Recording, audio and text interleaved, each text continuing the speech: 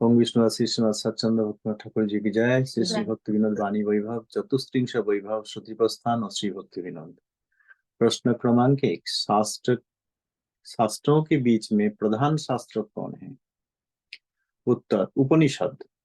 ईशा केन कठ प्रश्न मुंडक मांडुक्य तैत्तिरीय ऐतरेय छांदोग्य बृहदारण्यक और श्वेताश्वर।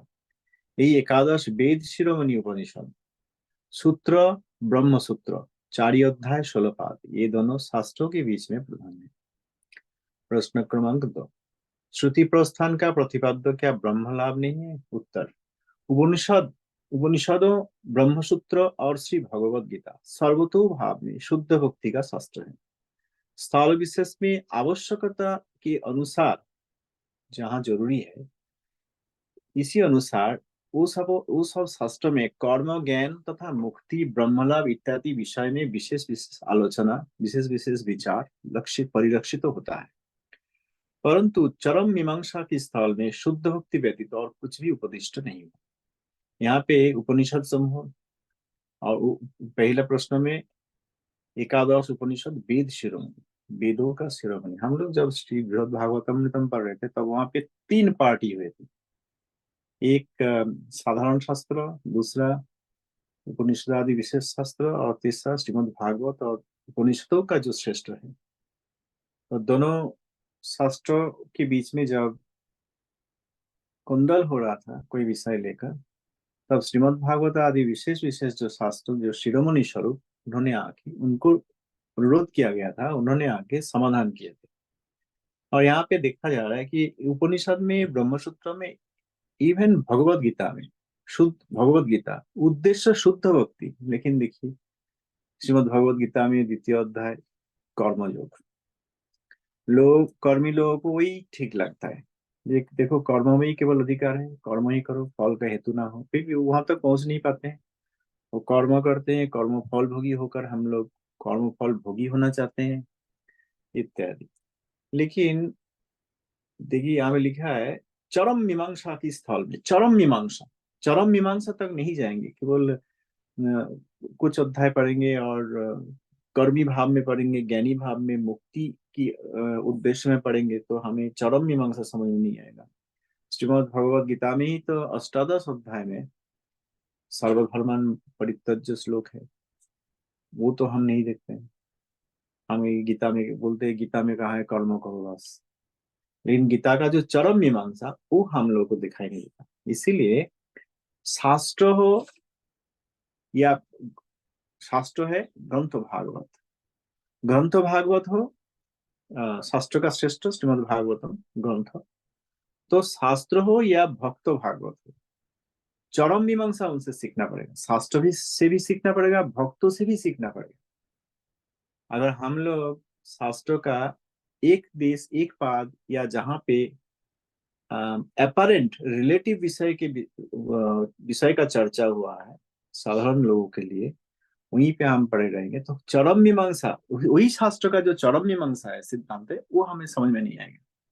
यहाँ पे ठाकुर महाशय जी ने कहा श्रुति प्रस्थान का प्रतिपाद्य ये शुद्ध भक्ति स्थल विशेष में कई कई जगह में, ये सब शास्त्र में भी कौन सा उपनिषद ब्रह्मसूत्र भगवत गीता, कोई कोई स्थल विशेष में इन पार्टली वहां पे कहीं पे कर्म ज्ञान मुक्ति ब्रह्मलाभ इत्यादि विषय का विचार परिलक्षित तो होता है, देखा जाता है। लेकिन चरम मीमांसा में शुद्ध भक्ति ही, क्योंकि सर्वधर्मान परित्यज्य केवल शुद्ध भक्ति का ही। प्रश्न क्रमांक 3। अथर्ववेद और बृहदारण्यक उपनिषद क्या आधुनिक है? जैमिनी जी का सिद्धांत का तात्पर्य क्या है? उत्तर ऋक साम और यजुः ये 3 वेद सर्वत्र मान्य है और अधिक स्थल में उक्त है, कोटेड रेफर्ड ऋक साम यजुः। इसमें ये लगता है कि अति पुरातन मंत्रों जितने हैं वो ये 3 वेद रूप में संग्रहित हुआ है। परंतु अथर्व वेद को नितांत आधुनिक बोल के अवहेला नहीं कर सकते हैं, मतलब नेग्लेक्ट नहीं कर सकते हैं कि अथर्व वेद मॉडर्न टाइम का कंपोजिशन है, ऐसे बोल के अवहेला मतलब नेग्लेक्ट नहीं कर सकते हैं। जेहेतु बृहदारण्यक में अस्य महतो भूतस्य निश्शसित मेतद जद ऋग्वेदो यजुर्वेदः सामवेदो अथर्वाङ्गिरस इतिहासः पुराणं विद्या उपनिषदः श्लोकाः सूत्राण्य सूत्राण्यनुव्याख्याना नैषैवैतानि सर्वाणि निश्शसितानि। इसी प्रकार दृष्ट होता है। बृहदारण्यक में कदाच आधुनिक, बृहदारण्यक को कदाचित कदाच आधुनिक नहीं कहा जा सकता है, क्योंकि व्यासकृत संग्रह समय के पूर्व में ही वो रचित हुआ है। Brihadaranyaka has been written before Vyasadeva has divided the shastras, the Vedas. ऐसा ही लगता है। उद्धृत मंत्र में जो पुराण इतिहास का उल्लेख मिलता है, रेफरेंस मिलता है, वो वैदिक पुरातन कथा जो वेद में वर्णित है तद विषयक यही जानना होगा। मीमांसक जैमिनी वेद को नित्य रूप में स्थापन करने के लिए जो सब युक्ति प्रदर्शन किए हैं, the arguments, the logic that he has presented, मीमांसक जैमिनी वेद को नित्य रूप में स्थापन करने के लिए जो सब युक्ति प्रदर्शन किए, वो सभी युक्ति कोमल शब्द व्यक्तियों का उपकार करने के लिए कहा गया है। कोमल शब्द जो लोग हैं उनका मंगल के लिए मीमांसक जैमिनी, जैमिनी जी के पहले यहाँ पे एक एडजेक्टिव है। उन्होंने वेद को नित्य रूप में स्थापन करने के लिए युक्ति दिया है। वेद इज इटर्नल, ये प्रमाण करते हैं उन्होंने जितने सारे लॉजिक दिए हैं, आर्गुमेंट वहां पे दिए हैं, वो सब कोमल शुद्ध व्यक्तियों के लिए, कोमल शुद्ध का सब फेथ, उनको समझाने के लिए, उनका मंगल हो, उनका उपकार हो, इसलिए कहा गया है। सारग्राही महापुरुषों सारग्राही जैमिनी का सार तात्पर्य ग्रहण करेंगे। जैमिनी सिद्धांत का तात्पर्य यही है कि जितने सत्य विषय आविष्कृत हुआ है वो सभी परमेश्वर मूलक, अतएव नित्य। कीकट, नैचसक, प्रमंगद, ये सब अनित्य वर्णन दिखाकर उन्होंने वेद का मूल सत्य वस्तु को अनित्य रूप में वर्णन करते हैं। उन्होंने सत्यकाम, वो सब लोग सत्यकाम नहीं है, यही जैमिनी का सिद्धांत।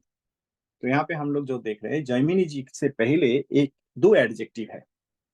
एक है मीमांसक जैमिनी, जिन्होंने वेद को नित्य रूप में स्थापन करने के लिए बहुत सारे युक्ति दिए हैं। यहाँ पे राघव महाशय जी हमें सिखा रहे हैं कि ये सब युक्ति कोमल शुद्ध लोगों के लिए, जिनका फेथ उतना रिजिड, मतलब फिक्स नहीं है, कोमल शुद्ध, कभी भी विचलित हो सकता है, जिनका श्रद्धा कम है, सब फेथ, उनका उपकार, उन लोगों के उपकार के लिए उन्होंने ये सब युक्ति दी, वो भी वेद को नित्य स्थापना करने के लिए। लेकिन उसी युक्ति को सारग्राही महापुरुष ने उतना ध्यान नहीं देते, जानते हैं कि जो लिखा है मीमांसक जैमिनी, हाँ द सेम जैमिनी, मीमांसक जैमिनी, वो कमल शब्द के लिए लिखा है, हमारा उसमें ज्यादा लेना देना नहीं है। सारग्राही महापुरुष जो है उस सारग्राही जैमिनी का सार तात्पर्य ग्रहण करेंगे।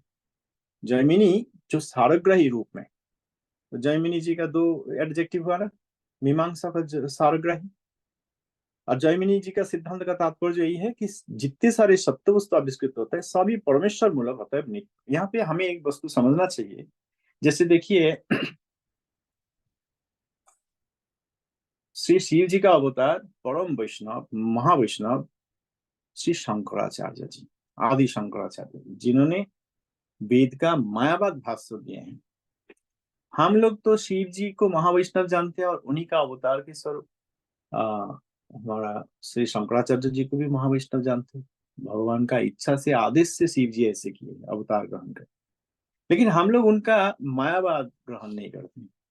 उन्होंने जहाँ पे भगवान, नित्य स्वरूप भगवान, सविशेष भगवान को भजन करने के लिए कहा है, वही हम जानते हैं, क्योंकि we know that he is acting this for आसुरिक पीपल, असुर मोहन के लिए, असुर मोहन के लिए उन्होंने मायावाद रचना किया। हम लोग शंकराचार्य जी को सम्मान करते हैं, लेकिन उनका मायावाद भाष्य ग्रहण नहीं करते।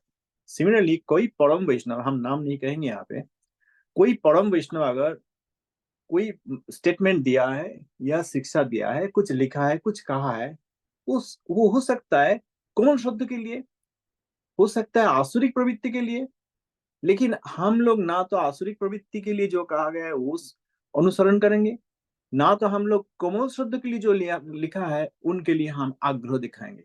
हम लोग अगर सारग्राही का अनुसरणकारी हैं तो वही परम वैष्णव का जो सारग्राही सिद्धांत है वो हम स्वीकार करेंगे। यहाँ पे हम फिर एक बार पढ़ते हैं, मीमांसक जैमिनी वेद को नित्य रूप में स्थापन करने के लिए जितने सारे युक्ति प्रदर्शन किए हैं ये सभी कोमल शुद्ध व्यक्तियों का उपकार के लिए कथित हुआ है, लेकिन सारग्राही महापुरुषों सारग्राही जैमिनी का सार तात्पर्य ग्रहण करेंगे। इसलिए अगर जगत में समस्या हो रहा है कभी भी, अतीत में, वर्तमान में, भविष्य में भी, हमें समझना चाहिए कोई परम वैष्णव भी, आचार्य भी, क्यों ना हो, आदि शंकराचार्य जी भी अगर उन्होंने आसुरिक प्रवृत्ति लोगों के लिए कुछ कहा है, कुछ लिखा भी है, हमें वो वर्जन करना चाहिए। आप कहेंगे अरे हम आप हमारा आचार्य का, परम वैष्णव का निंदा कर रहे हो, आदि शंकराचार्य जी का निंदा कर रहे हो। नहीं, हाँ, उन्होंने आसुरिक प्रवृत्तियों के लोगों के लिए कोई एक उद्देश्य रखते हुए लिखा है, बोला है, वो हम स्वीकार नहीं करेंगे। उनका चरण में हम शरण सदा ही शरणागत है। केवल आसुरिक प्रवृत्ति नहीं, कोमल शब्द के लिए जो लिखा है वो भी हमारा उद्देश्य नहीं है। हम लोग सारग्राही महापुरुषों का अनुसरणकारी हैं। हम लोग जो श्रेणी को अनुसरण करेंगे वो सारग्राही, यहाँ पे लिखा है सारग्राही महापुरुषों ने सारग्राही जैमिनी का तात्पर्य, सार तात्पर्य ग्रहण करते हैं शुद्धावृत्ति। ऐसे ऋषभ देव जी भगवान का अवतार है। ऋषभ देव जी, मैं मुझे मिला था एक चांस मिले जाने के लिए बचपन में। मैं पेरेंट्स माता पिता के साथ गया था श्री भक्तिदेव वैष्णव गोस्वामी महाराज जी के साथ। श्री अवधूत गोस्वामी महाराज प्रभुपाद जी का शिष्य पर्यटक गोस्वामी महाराज, श्रीमद भक्ति प्रमोद पर्यटक गोस्वामी महाराज, श्रीमद भक्ति कमल अवधूत गोस्वामी महाराज प्रभुपाद जी का शिष्य, उन इन आचार्यों के साथ जाने के बहुत सारे भक्त जाने मुझे चांस मिला था। मुझे अभी भी याद है ऋषभ देव जी का स्थान, अतीब सुंदर, नेचुरली ब्यूटीफुल। तो ऋषभ देव जी का भी कोई सारे शिक्षा है जो बाद में जिन ने जैन धर्म स्थापन किया, जो सब लेकर शुद्ध भक्तों ने वो सब ग्रहण नहीं करते। क्यों? भगवान ऋषभ देव जी ने आके वो शिक्षा दिया, फिर भी नहीं करते। ऋषभ देव जी ने श्रीमद् भागवतम का शुद्ध भक्ति का जो विचार दिए हैं, शुद्ध भक्त केवल उसी का अनुसरण करते हैं। इसलिए कोई परम वैष्णव का नाम लेकर अगर कोई कहेंगे हाँ हमारा गुरु का है, हमारा आचार्य का, आप अपराध कर रहे हो, नहीं अपराध नहीं कर रहे। हम वो उनका भी असुर मोहन लीला रहेगा, हम वो असुर मोहन लीला में नहीं जाएंगे। उनका भी कोमल सत्य साधारण म्लेच्छ जवन के लिए कुछ शिक्षा रहेगा कि उनका भी मंगल हो। हम लोग भी म्लेच्छ की तरह सीखते हुए म्लेच्छ का क्लास में जाके बैठ जाएंगे और जो उन्होंने कोमल शब्द के लिए कहा हम उसी में पढ़ जाएंगे, वो हमारा उद्देश्य नहीं है। हम लोग सारग्राही महापुरुष का भक्त हैं, अनुसरण करिए, उनका दास है। इसलिए परम वैष्णव का, केवल सारग्राही परम वैष्णव का जो जो सार तात्पर्य दिए हैं हमें वो लेना पड़ेगा। इसमें एक फिल्टरिंग का जरूरत है। हम परम वैष्णव का फिल्टरिंग नहीं कर रहे हैं, लेकिन उन्होंने जिन लोगों के लिए, जिन श्रेणी के लिए, जिन क्लास के लोगों के लिए कहा है वहां पे हमें फिल्टरिंग अवश्य करना पड़ेगा। हम लोग आसुरिक प्रवृत्ति वाले नहीं है कि हम मायावाद स्वीकार कर लेंगे क्योंकि आदि शंकराचार्य का हम अनुसरण करेंगे। अच्छा, धन्यवाद, प्रणाम। आज यहीं तक रखते हैं। प्रश्न संख्या 4 से कल शुरू। जय निताई, जय जगत गुरु प्रभुपाद की जय।